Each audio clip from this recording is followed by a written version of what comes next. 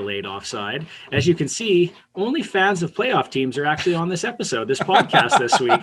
So this is a Sanjay-free podcast. And let me tell you, I've been thinking about saying that all day. So welcome to the playoff edition. We're going to start that with a little reminiscing about playoffs. We'll ask two questions. What are you guys excited about when it comes to playoffs this year? And what is your favorite playoff memory? Oh, I'm really excited to see the Canadian division and to see a Canadian team in the Final Four this year with the higher, 25% chance of that team making the Stanley Cup final. Now, do I think it's going to be Edmonton? Yeah, but it doesn't really matter to me. It's just going to be fun to watch some Canadian team play meaningful hockey that deep in the playoffs. Ryan, how about you? The thing I'm most looking forward to is the fact that the Leafs don't have to go through the Boston Bruins. No, I think also with this Canadian division, there's been these rivalries built up throughout the season already because they've had to play each other so many times. So no matter who the Leafs play against, I'm excited for just because of those rivalries already built up. So I think it should be a lot of fun. And yeah, I mean, for my team, the fact that the Leafs are on top of the division as of right now is exciting because that hasn't been the case for a really long time. Yeah, fair enough. And what is your guys' favorite playoff memory? I would say my memories would be ones that I could remember, like 5 Stanley Cups. As is most memories, things that you remember. Thus, the definition of memories. Yeah. Very good, Adam. Oh, God. I'm sorry. I had to take that hit at Pelon. Were you alive for one of yours? Favorite playoff moment? That's tough. Moment's maybe a better term. Yeah, you know what? Mine would be the comeback win from the Oilers against the Dallas Stars. I believe it was the last 2 minutes. Mike Greer on the doorstep, just getting dirty goals. That was one of my, probably one that sticks out the most, is that huge come from behind win, and they ultimately won that series. Is that the Marchand goal where he has the breakaway and scores? Like that series is the one you're talking about?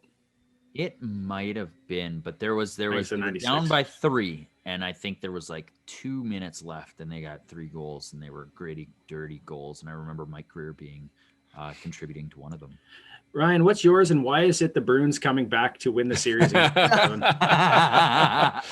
Oh man, I talk about that one. I remember exactly where I was because I was working at the time, and I kept getting text messages from my buddy. Telling me, oh, Leafs are up 1-0, 2-0, like, we're up by 5 goals or whatever it was, or 3 goals going into the third period. I was like, oh my God, like we're going to win this thing. Like I never expected the Leafs to win that series against Boston. And it just so happened, I finished my shift, I turned it on, and that's when the Boston Bruins made their comeback. So I blame myself for watching the game at all. I shouldn't have watched it. So that is not my favorite one. I was so pissed. My favorite memory, it's not really memory, it's just the series itself, was against the Ottawa Senators, that last battle of Ontario. I think that was 2004.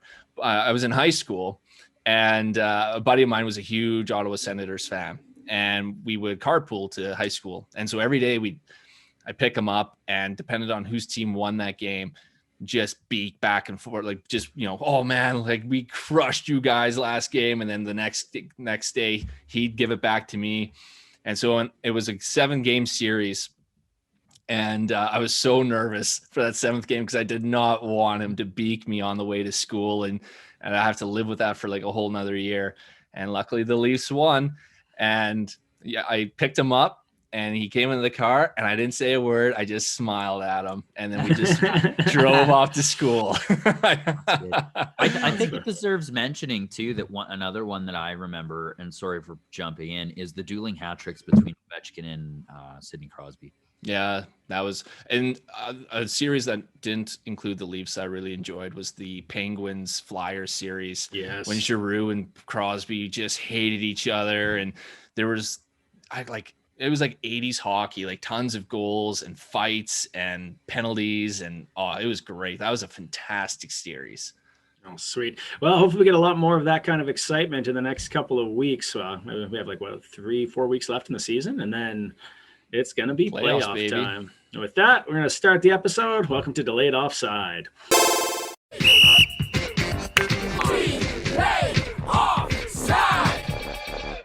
All right, one of the major stories coming out of the break, and by break I mean essentially the COVID-induced break in the North Division here, was that the Vancouver Canucks were slated to play a game on Friday and then again on Saturday. And one JT Miller kind of spoke out about this and how he was not prepared and how most of his teammates were not prepared. At this time, guys were still getting IVs at home. They had 0 practices because the practices they were scheduled to have were canceled due to another confirmed case or a false case or whatever it was. And so they didn't have access to the facility prior. So the team was not feeling prepared for this series. And he finally spoke out, and the league was like, well, you have another set of exams. We'll see what happens then. And after that set of medical exams came out, there was a lot more kind of in favor of the team to say, hey, maybe this game shouldn't go. And thus the first game for the Canucks was actually rescheduled to tonight. And the second game was supposed to be tomorrow, but I think there was actually the Leafs pushback, is what I heard, that the Leafs pushed back on the schedule a bit. And so now there's not a back-to-back occurring here. But Vancouver came, let's talk a little bit about all the stuff that occurred here. I think most of us feel at this point that was the right move, saying, okay, look, people's health and safety priority first. But why do you think it took so long for that to get acknowledged, that it had to be a player speaking out? Like, do you think that if JT Miller had kept quiet, that any of this would have happened? Ultimately, it's a business, right? And that's the mind that the commissioner has. And that's a mind he's got to have, like he's trying to get revenue for the league. But at the same time, they're absolutely not really considering the effects on players and the humans that generate that revenue. So that's the problem. They lost like the human resource aspect, lost the human aspect of the business. And with that disregard, you get some angry backlash, and they're lucky it wasn't worse, because I think they could have gotten a greater backlash from that. Just nothing, Ryan. Just sitting there quiet. I think he covered it completely. You can just say that. You're just gonna sit there and be like, I'm not saying a word. Nothing. You're the host, man. You direct this shit. Yeah, well, I didn't think I had to. I thought you knew your job. I wanted to be silent as long as possible to see how long you were going to let that go for. Just all of us sitting there nodding. Yeah, no, I'm like, whatever. I'm not the one that has to edit it. So you.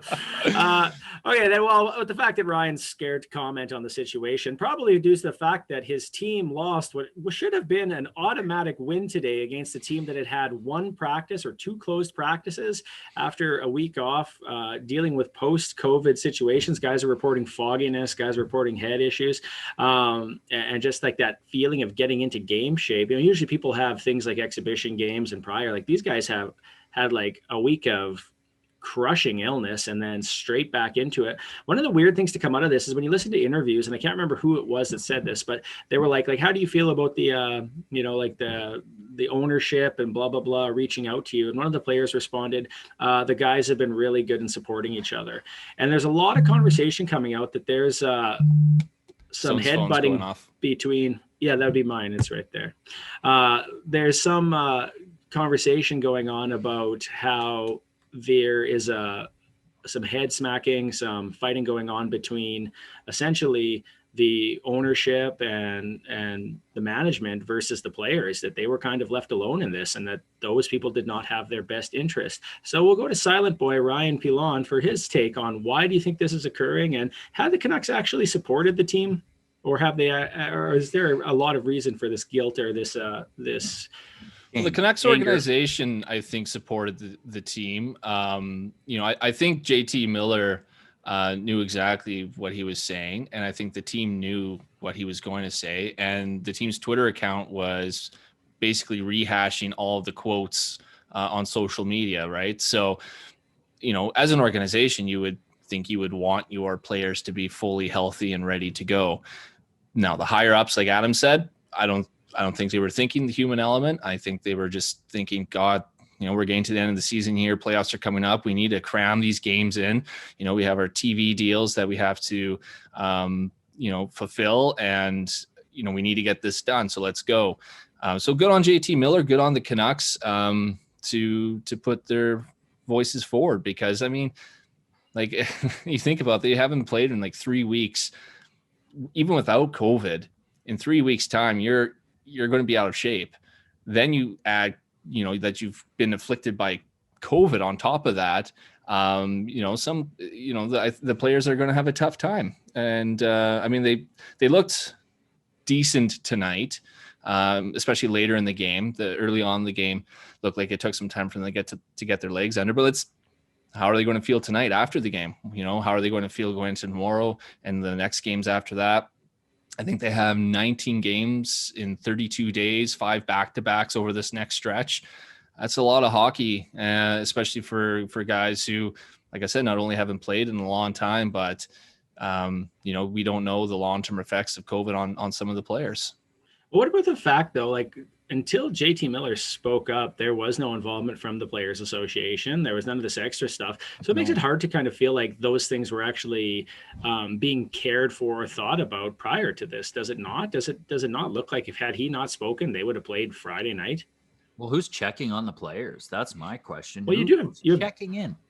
Yeah, that's fair. Like, I thought you meant medically, but yeah, you're right. Like, who's saying, like, how are you guys feeling? Do you feel like maybe you could start next week, or do you feel like Friday's a good start? Like, who feels like they've got their wind back?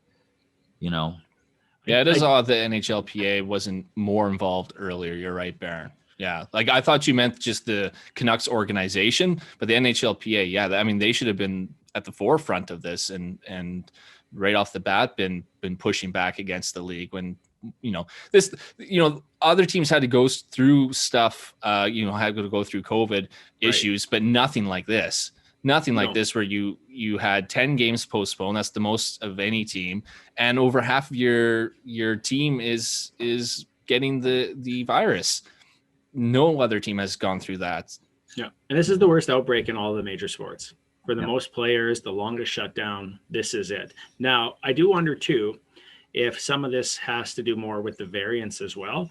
Like, the variants have a different impact on people, whether that's more long-term, more health effects, whatever. But one of the conversations coming up here is, we have made moves to protect things from COVID, but have we made moves to protect things from the variants? And that's another situation there that I think all sports are going to have to start looking at and facing here. Mm-hmm. Yeah. All right. Well, with that, we're going to move on to some other big news here today. Baseball, they really know how to distance in baseball, though. A lot of space between players. It's true. It is so true. They'll MLB okay.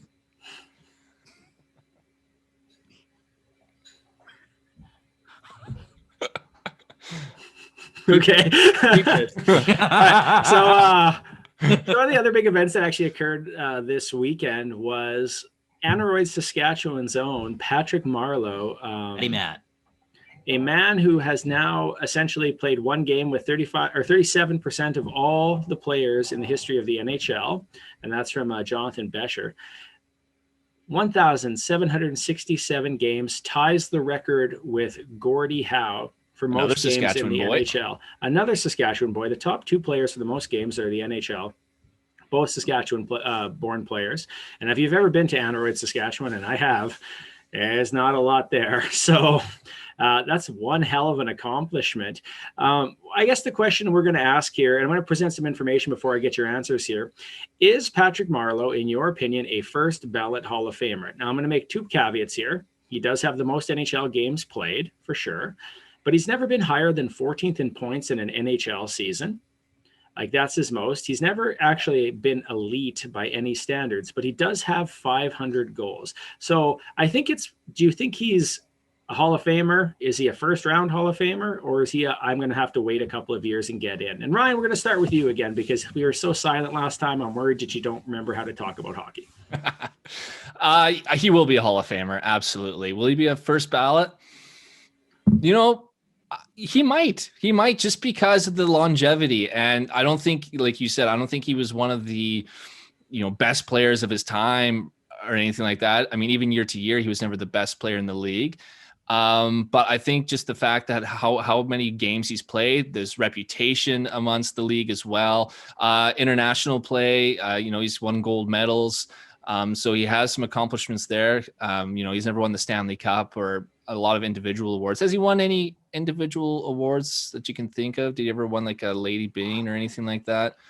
I don't think so, to be honest with you. I'll look it up. Someone look it up, but not a lot of hardware there, not a lot of great career statistics in terms of being among the elite.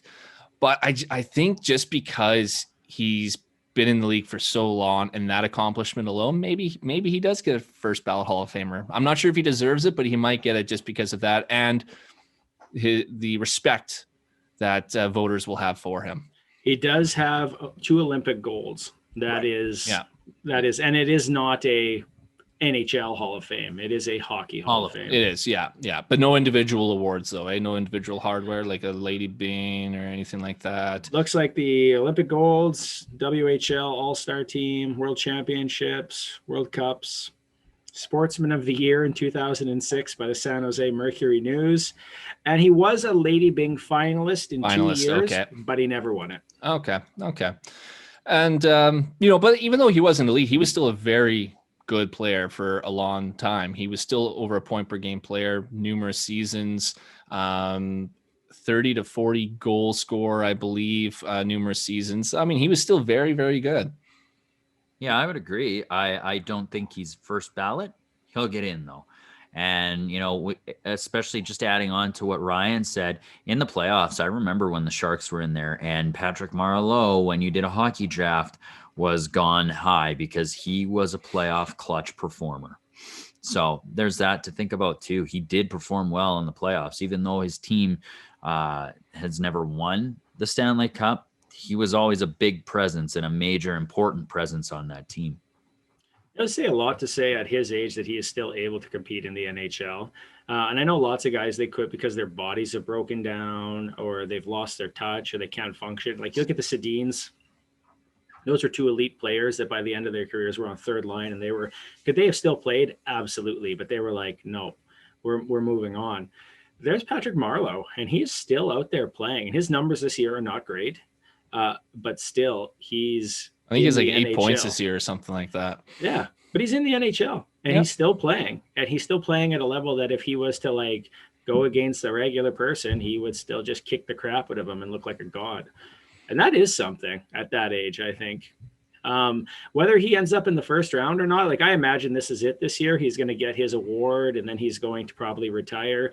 And I imagine that he will have a retired jersey or be in their Hall of Fame or their Ring of Honor or whatever, their Plaza of Pleasance, which is excellence with the word P in front of it. Shark Excellence. In the Shark Tank. But I have to imagine the conversation will probably be had for sure around Patrick Marleau and his career.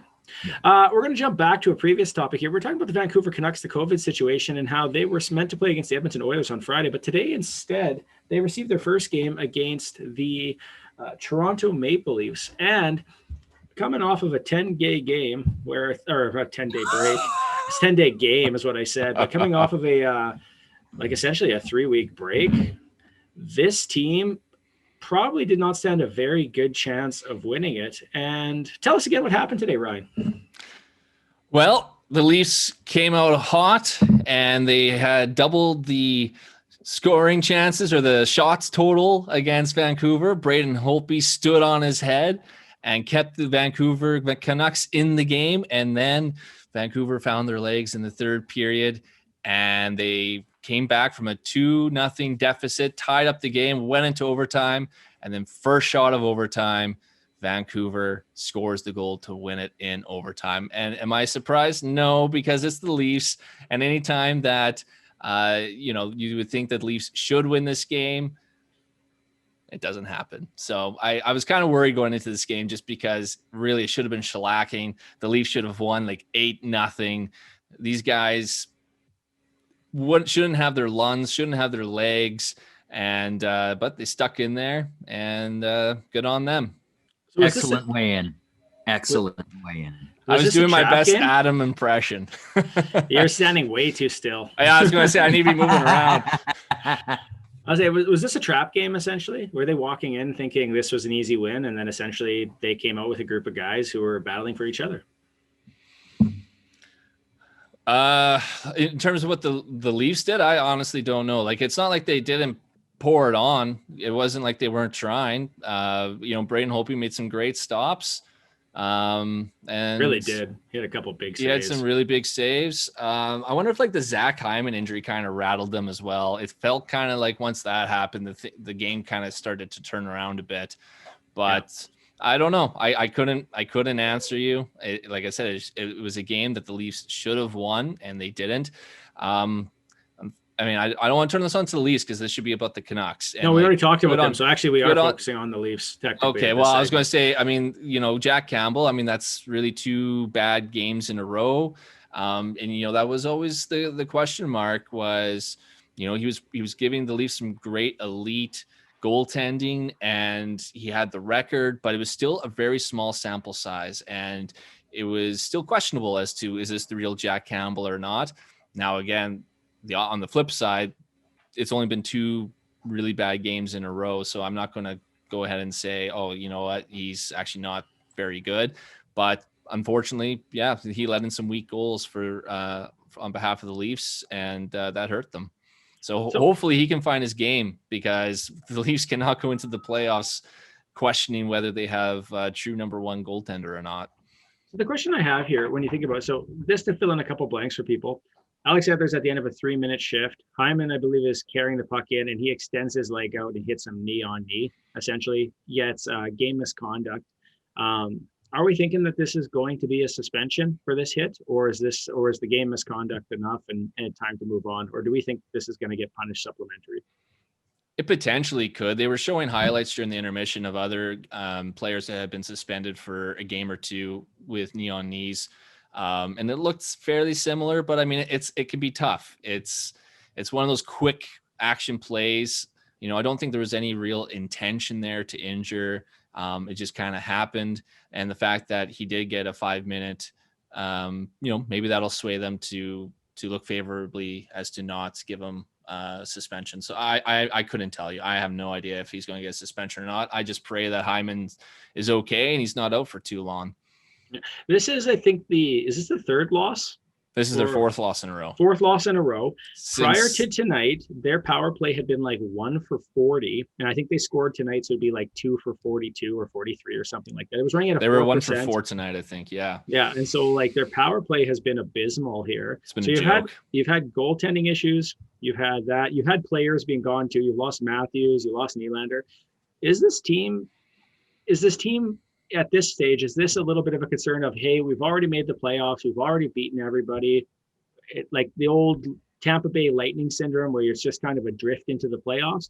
Or are these the issues within the team that are starting to be exposed this late in the season? Where do you guys think this is? What's the case? What's causing all this problem all of a sudden? It's the exposure, right? The later you go into a season, the more the games start to grind on your players, right? Not many people knew how well Jack Campbell would be in net. They're surprised by this guy. Maybe they're starting to make him look a little human and find some areas that, he's a little weak in. Everyone expects Toronto's power play to be number 1. They've got the skill for it to be number 1, and they've got the firepower for it to be number 1, and the playmaking. They have got the recipe for what should be a beautiful power play. Marner, passer, Matthews, sniper. You got a guy who's willing to stand in front of the net in Simmons, and he's big. You've got Morgan Riley, who's a good quarterback on the power play. And then take your pick. Nylander, Tavares, who cares? Mikheyev, Hyman, put any one other person on that number 1 unit. And you know what? I think teams just expect that they need to play hard against that power play and play them tight. And I think that's exactly what's happening. Ryan, That's exactly. I was going to say that's exactly how you defend the Leafs power plays. You play them tight. You apply pressure to them, and there just isn't a lot of movement with the Leafs power play. They try to pass it around the perimeter, try to set up that pretty slot pass, and it's been a joke. It's been a joke. I love that. It's I just take a drink every time Pilon calls something a joke. I guess I did that a little last time too. I gotta find some new words to use. Yeah. My vocabulary is lacking. Are a joke. It was a joke. This is a joke. The Sabres are a joke. All those years of your junior hockey coach calling you out about your play. Hey? That's right. That's a joke, Ryan. That was a joke. Yeah. I'll start reading the dictionary and thesaurus and stuff ahead of these podcasts. I say absolutely. It was a futile endeavor. I like it. There's two parts to what you just asked, Baron. So the power play, I mean, it's been a concern for a while, ever since Matthews got injured and Simmons got injured. When those two guys went out, their power play took a tumble. And at that time, they were first in the league. They had over 40% power play. They were insane. They couldn't be stopped. You took out their top sniper, you took out their top net front presence, and they kind of started to struggle. And it's in their heads now. You can tell, as soon as they're on the power play, they're a different team. At 5-on-5, they're zipping around the ice. They're dominating 5-on-5 possession. They're getting tons of scoring chances. They're looking confident. They're looking skilled. They're looking fast. As soon as they get that power play, it's like they forget how to play hockey. They get timid. They clutch their stick. They can't get into the offensive zone without causing a turnover. And then when they do, they just stand still and pass it around the perimeter, and they don't shoot the puck. And it looks like they're afraid and looking for that perfect play because it's in their head that they can't score. And yeah, it's bad. Until tonight when they scored, I think they had let up just as many shorthanded goals as they had gotten power play goals over this stretch. It's a problem. And their penalty kill too is not good. Their special teams are not good this year. And it's been, the penalty kill has been all season. Power play has been since that stretch. That's a concern going to the playoffs. I don't think that's them sitting back, taking it easy. The other part of it, though, I mean, they have been doing a little bit of load management. It feels like, they sat out Matthews for a game because he was, feeling a little sore with his wrist. They sat out Spezza for a game. There's been talk about, are some of the players maybe giving it their all or not? Are they kind of just waiting for the playoffs to start? Especially Joe Thornton's a name that's been coming up a lot. At the beginning of the season, he was doing great offensive things, and then he's just gone quiet. And people are wondering, okay, is it his age, or is it just because he's a wily vet and he knows, okay, I'm not going to go all out right now. We're going to make the playoffs. I'm saving it for crunch time.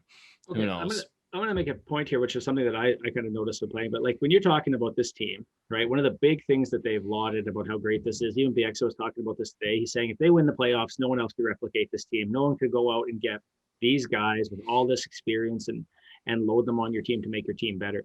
But one thing I did notice, I feel like once Nylander, once Matthews were gone, you look at those guys that they brought in, Simmons, Thornton, Spezza, guys that still have some tread in their tires, that have lots of hockey experience.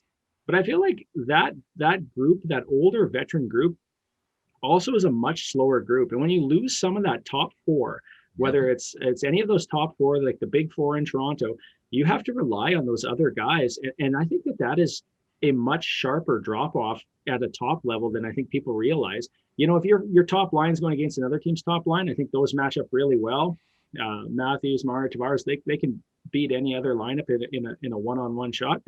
But a third and fourth, Thornton and them can dominate them. But when it's a second or a first, that gets a lot harder now. And I really noticed that drop off there. Not saying that they're not playing well, but against elite talent, it is a little bit of an interesting thing that's where all the focus has been now. Although tonight, I will say they put the Graybeards together. They put Thornton, Spezza, and Simmons together, and they actually played really well from what I saw. And for a while they had Kerfoot between Thornton and Spezza. And I mean, Baron, I've been chatting with you about Kerfoot. I don't think he's a good centerman. And, we'll see if I'm right that when Foligno comes in and Riley Nash is all better for the playoffs, that those are our new third and fourth line centermen or not. But, the bottom six with the Leafs are a little different this year, right? Like last year they had Kerfoot in between Kapanen and Andreas Janssen and 220 goal scorers. And it was almost like just another goal scoring line. Before that, they had Nazem Kadri between those guys on the third line. Again, another line that could score. And the whole point of the Leafs was to roll out line after line after line that could score on you, right? It's changed. It feels like now it's like the top two lines are your goal scoring lines, and the bottom two lines are your shutdown lines. Right. And that's kind of more what they've gone with, which is why they brought in these wily vets who are bigger, meaner, more smart, have higher hockey IQs for being around so long, and, just maybe know how to better shut down the other teams. So, and again, that's why they bring in a Riley Nash, very good defensive player, Nick Foligno, really good defensive player. So I think that's what it's going to be, is your top two lines or your offensive lines. That's who you need to score. And then your bottom two lines, I mean, if you can get some offensive production from them, great, but they're really there to check and grind and to keep it zero. Yeah. It'll be interesting to see, like, this team's going to either match up against Winnipeg, Edmonton, or Montreal. That's the way it's kind of looking now. And essentially it'll just be wherever they land. They in second. Like, it's just, they're kind of really the key holders here. Winnipeg didn't gain any ground on them, but you kind of have to wonder what matchup is best for this team moving forward. Right now, with the last couple of games here, Edmonton played against the Jets and has a very good record against Jets out of all the winning teams in the playoffs versus something like Montreal or Toronto right now. And I think that would be their ideal matchup. Winnipeg, I think, would be very much happy to go against the Leafs. And I think Montreal would too, but I think the Leafs would be happy to go against Edmonton. I would agree. Yeah, and the Leafs have had Edmonton's number all year, especially, in the last 5 games they played. Edmonton lost 3 that were really difficult. They won 1 in overtime, and I believe they lost another in regulation. Yeah, overall the Leafs were 6-1-2 against Edmonton. They've got a really great record against Edmonton, and it's quite obvious that that's the matchup that they would want. I think Edmonton kind of plays into their hands, into the kind of game they like to play, which is a highly skilled game, right? Whereas opposed to Edmonton or Montreal, they want to bog you down, play more defensive possession style game. Winnipeg too, right?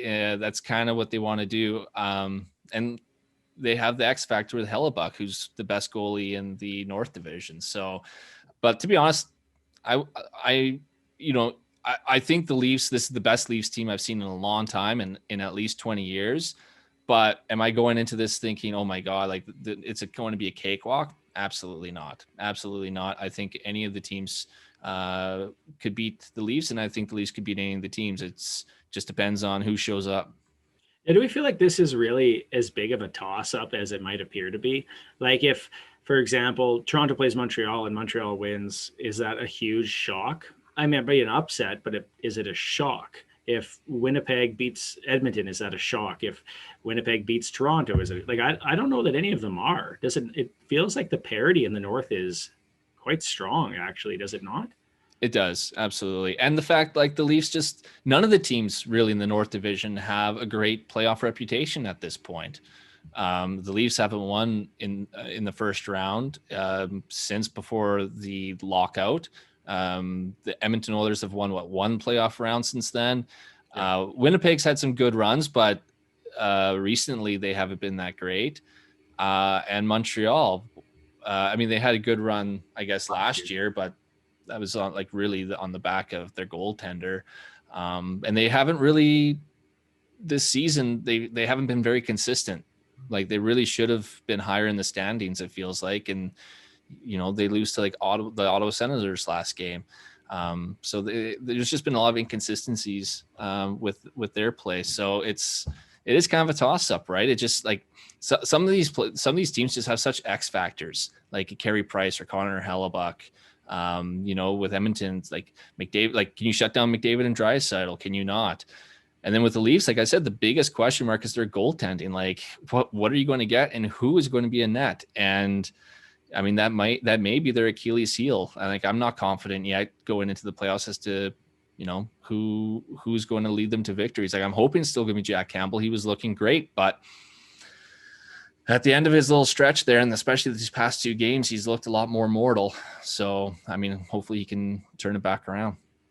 One of the things that's been problematic for the North Division is that post the trade deadline, none of the Canadian teams have actually received any of the players that they've traded for unless they traded in the division. So that's been kind of a sticking factor here that's occurred. Whereas the American teams have actually gotten their players, and some of them are already seeing dividends. So looking back on trade deadline, some of the big trades that were made specifically south of the border, who's paying off the most for their team right now? Or who are we seeing that we're like, wow, what a great trade this is looking like? Oh, I'd say Taylor Hall. I mean, they didn't give up much for him. They got him back, and he's doubled his scoring production already with them in 3 games. He's got 2 goals. So he had 2 goals with the Sabres up to this point in the season. So quite obviously, I think they're reaping the benefits.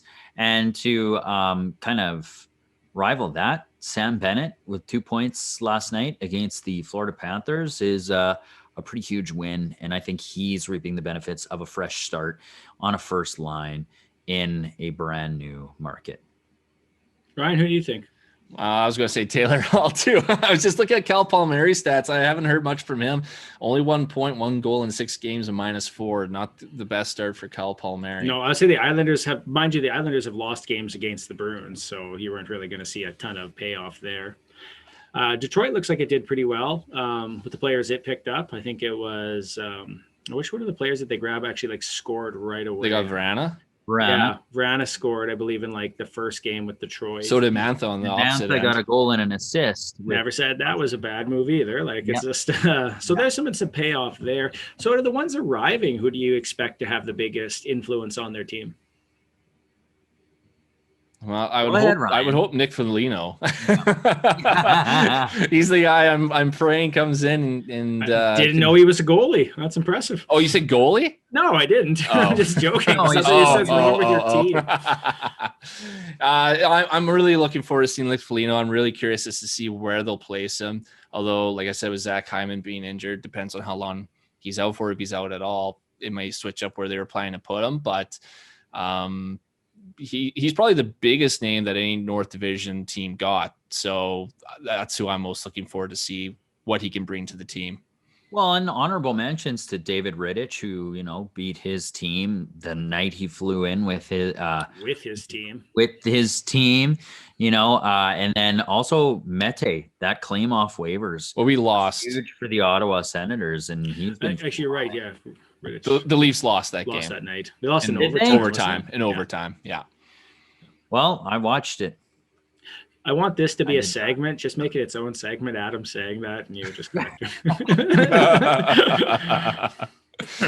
Leafs fans strikes again. I only know that because they lost 4 games in a row, and the day of the deadline, they hadn't lost a game, and I don't know how long. And Campbell had. Oh no, the day of the deadline, they lost their first game. Campbell had lost his first game, right? So and Adam never corrected Ryan on the Leafs record versus the Oilers. So I mean, that was his chance, but. Is it not 6-1-2? No, it's 6-3-1. Yeah. Really? Yes. Oh. Yeah. Yeah. It's weird. Just live in a bubble, hey? I guess so. You TSN lover. but let's compare records against Ottawa. Yeah. There's that. Yeah. Edmonton does really well against Ottawa. Good for you. Yeah, just can't rise up to the majors. Don't be afraid to use the word perfect. Yeah, well, it's true, actually. Yeah. Got you there. Let's take a look. I want to take a look. We're going to look at the draft simulator here. And this draft simulator is available for anyone to try online by Tankathon. I think they actually have this for all the different leagues. You can do MLB, NFL. The one thing I don't like about the Tankathon here, and this isn't about the simulator at all, really, but just more the order.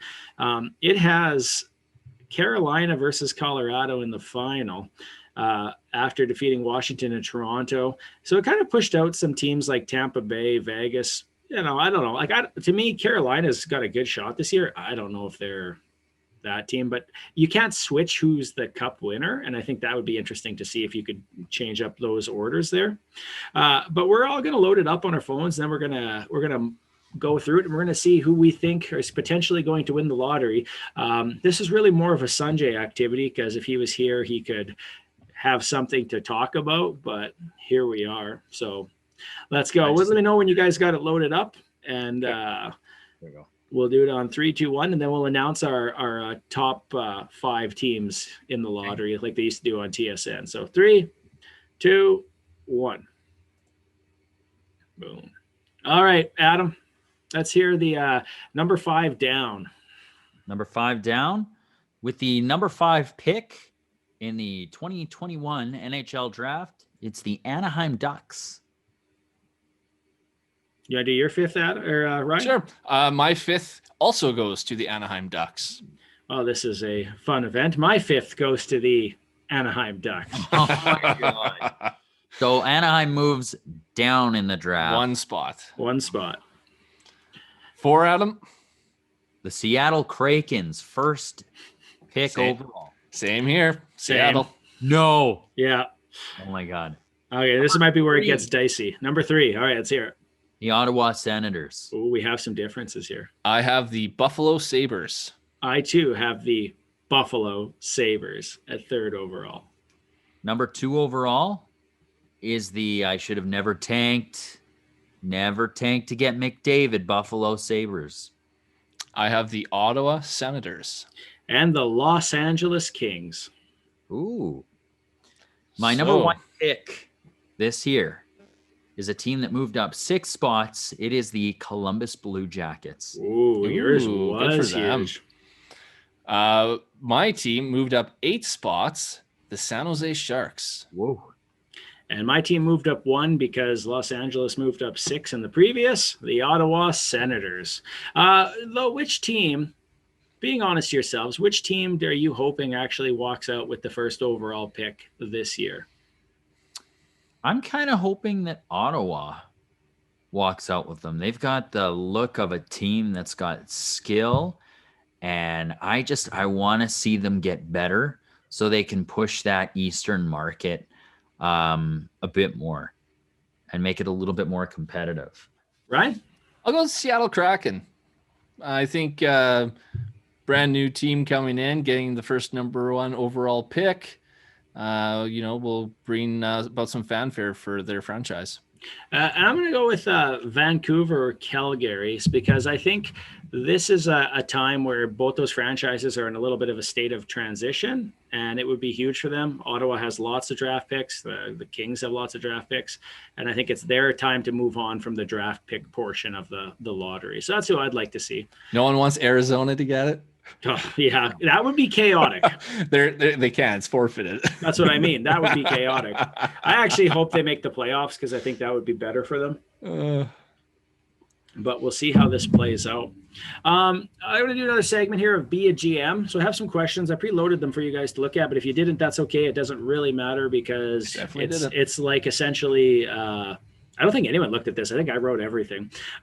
It's essentially whose line is it anyways, where the points don't matter. So we'll go with that. So on this end, you guys are the GMs. You answer the questions that are hard to answer, or answer from a team perspective, depending on how it goes.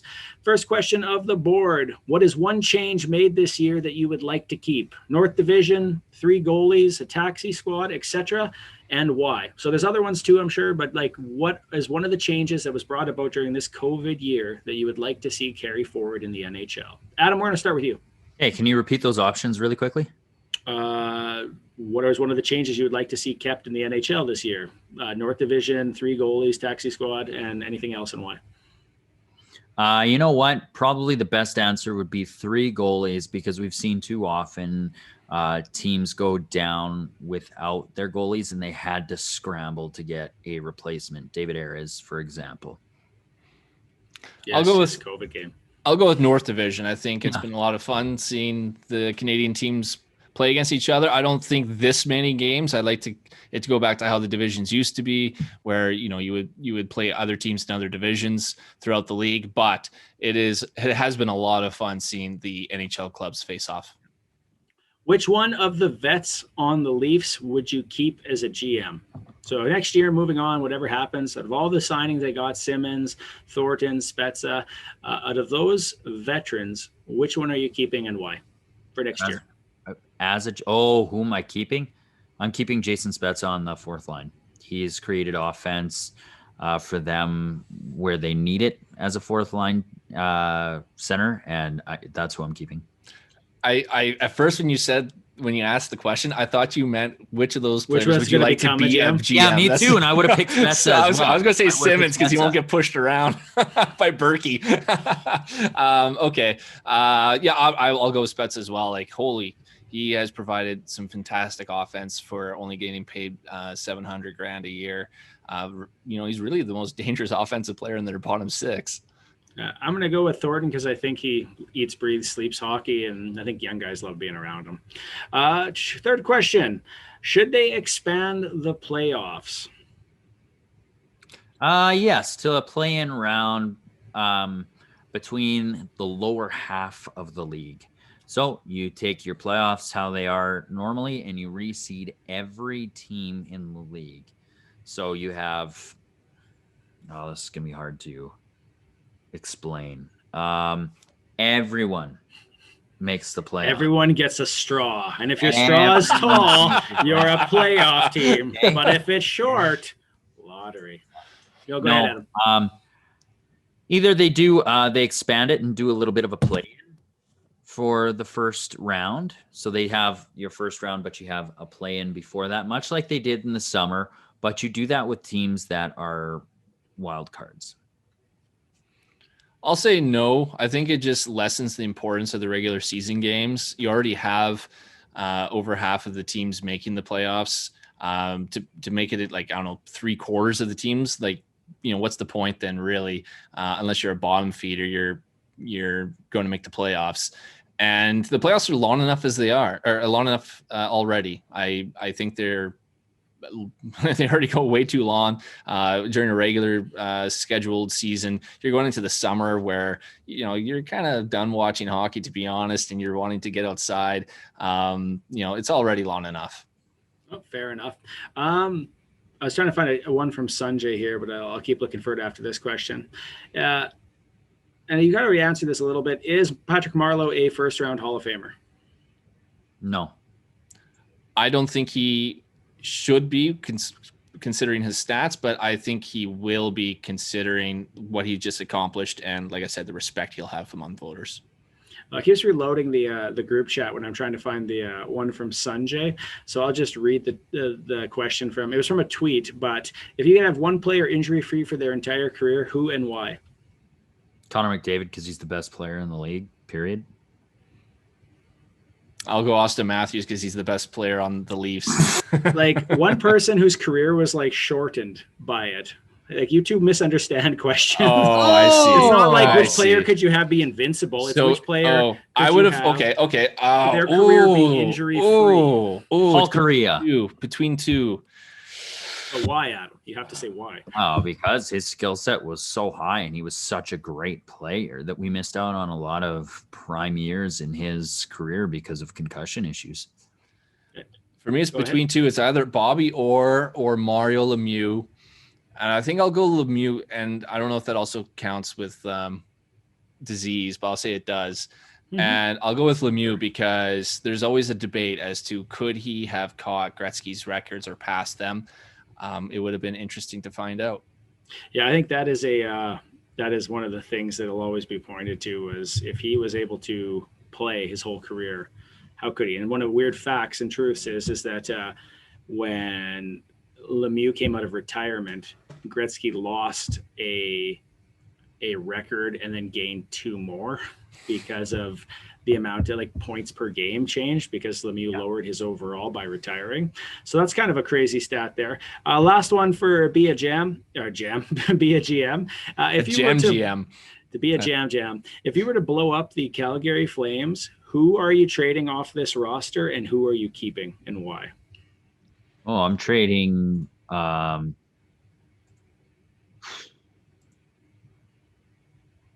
trading Giordano because he's going to get some return, and he's been there a while, and he's a veteran that you can move and you can build around some of the D they've got already. I'd move Johnny Gaudreau, same deal.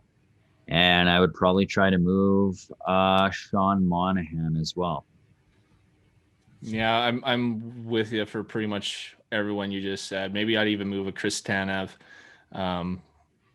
Just the guys you sign right away, trade them the next year. Great strategy. I'm just like, great. And, I bet you get a ton of free and agents that next year. Jacob Markstrom, I would trade him too. The thing is, you've got another guy that's playing really well that could get you some return right now is Milan Lucic. Like, how much gas does he have left in the tank? And that might be a guy that you would that you would toss in a blow up and get some return. Like, you think you want to build around Matthew Tkachuk. You want to build around players like Dubé, Mangiapane. Those guys are good. And I think they're Hannafin too, probably. Good for to build around. Yeah. And that Rasmus Anderson. I think you would boot Hannafin if you got the chance. Yeah, I think really do. Better. Really? 24 years old? Hannafin has never lived up to what they've expected him to be. And he's young, you're right. He's not I don't think the problem is he's come in with that, like that's what you're going to be, and he's never lived with it. You look at Sam Bennett already, 1 game out, 2 points. But did that better in his first game with that. That Hannafin-Tanev combo was their only good defensive pair, and they were actually really solid when you look. But they haven't always been either. Like, you're right. Like, it's on and off.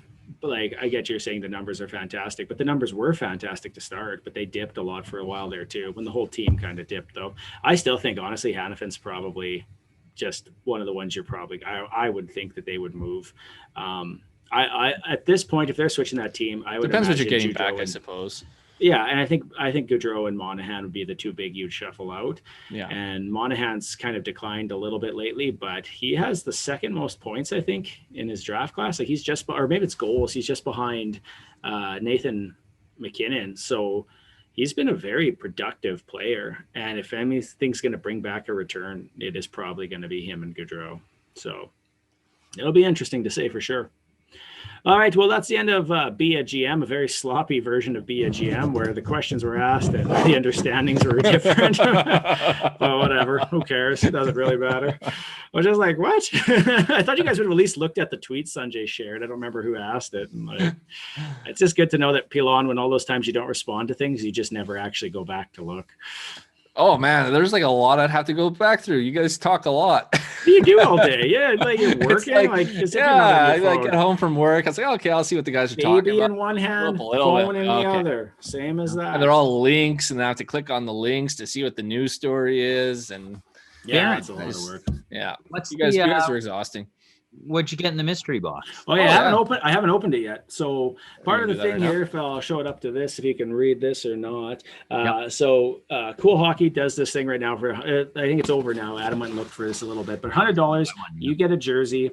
You don't know what you're getting, but it says here you can enter a contest to get a jersey. All you have to do is take a video or photo of you opening it and then post it with the hashtag CH mystery jersey. I thought it was gonna be my mystery jersey, but it's CH mystery box. My God, I can't even speak today. It's hashtag CH mystery box. I haven't looked at this, but I was thinking about this. I'm going to show it to you guys first, and without looking, you guys, I want to guess, so you can give me hints as to how this is, because I have no clue what the hell's in it. Like, Shelby wanted to look, and she didn't, and I haven't looked, so I have no clue what's in here yet. But yeah, I don't understand how we're going to see it before you, but okay. Because I'm going to close my eyes, Ryan, and open the box where you can see on camera. He's going to pull out like one thing, and all the shit's just going to fly out. It's potential. I have no idea what's in here at all. And also, this is like, who knows how this camera will work. I'm just going to turn this a little bit to the side. And this whole segment's a joke. It's a joke. Yeah, it's a joke. Exactly. Okay, so I'm going to close my eyes. I'm going to open it to you. You guys can give me a hint. We'll go Adam Ryan. If I guess it, great, whatever. I don't know what's in here. I have a lot of jerseys, which I think you could probably guess if you watched this so far. But I will state, like, whatever I get, I'm probably going to be happy with. There's a couple that I don't have that I would really like to get, which I think would Baron, be great. was this one here the one you gave me? Is that from one of these boxes? The Burn? No, that was that's from a different thing. That was from a Framework mystery box, which was signed merchandise. Yeah, this is nice. yeah, and these ones are different. Jersey, you get like, and then 2 other like paraphernalia. Yeah, and so this one's like $100. You get a jersey, and I've seen some of them are done up online. So you have players on them. Some of them are just blank. A friend of mine bought one of these, got a San Jose Sharks teal colored blank jersey, which was pretty sweet. And you pick your size, so at least you're getting a jersey that'll fit you. All right, with that, I'm going to close my eyes and open the box, and then we'll What's go. in the box? What's in the box? Yeah. So you guys can hopefully let me know if you can see if I need to move it up higher. Or I no. can't Move it up a bit see higher. it at all. Oh, really? Hold up. Let me see if I can blow up my screen Okay. here. But Not bad. You can't I see can it. see. Okay. I know what it is. Oop. I know what it is. Do you need me to take it go out of the for it. box? Oh, okay. Sure. If you want to take it out of the box. I have no clue, like what, if that helps at all. Okay, yeah. So you can see what it is? Yep. Okay, I can't see it at all. So you can tell me, give me hints here. Go ahead.